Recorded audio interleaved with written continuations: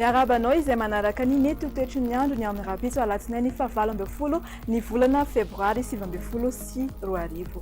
Ato amin'ny lakandrano Mozambika ato dia ahitana andian-drahona noho io dia azorana betsaka ny any amin'iny faritra tsy mandrefany nosy iny sy ny morotsiraky melaky. Ny any amin'ny ranomasina dia ho mafy ny fitsokan-drivotra indrindrandrindra ny any amin'iny morotsiraka andrefana sy ny atsimo andrefana iny. Mahazo ihany koa ny aty amin'ny atsinanana aty sy ny morotsiraka atsimo atsinanana.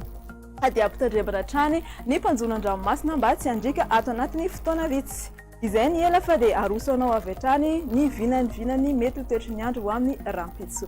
Raha ny maraina dia anorana tandrifon-drahona ny atsia nosy be samborano sy morotsiraka Sofia toraka izany ihany koa ny any anosy sy androy. Fa dia andrahoana ny andro ny atsia boeny toraka izany ny melaky mahazo an'iny atsimo andrefana iny fa dia ifandimby eo avokoa ny rahona sy masoandro ny any amin'ny faritra sisa. Raha amin'ny hariva dia anaorana tandrifon-drahona mety ho arankotroka saikany manerany faritra ny nosy iny fa dia ny any amin'ny ilany atsinanana iny ihany no somary ifandimby ny rahona sy masoandro. Izany hoe omaina ny andro.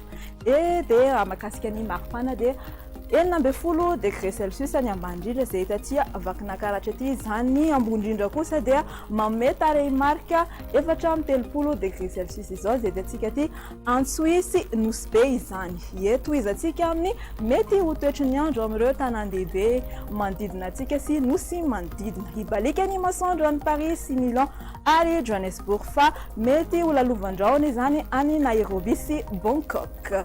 Anaorana tandrifon-drahona ny andro any Maurice sy La Réunion fa mety ho arankotroka izany any Comore. Dia hibalika ny masoandro any Seychelles. Hatreto indray ary mamarana ny fandarantsika manome fotoana anareo rampitso toy izao. Veloma tompoko.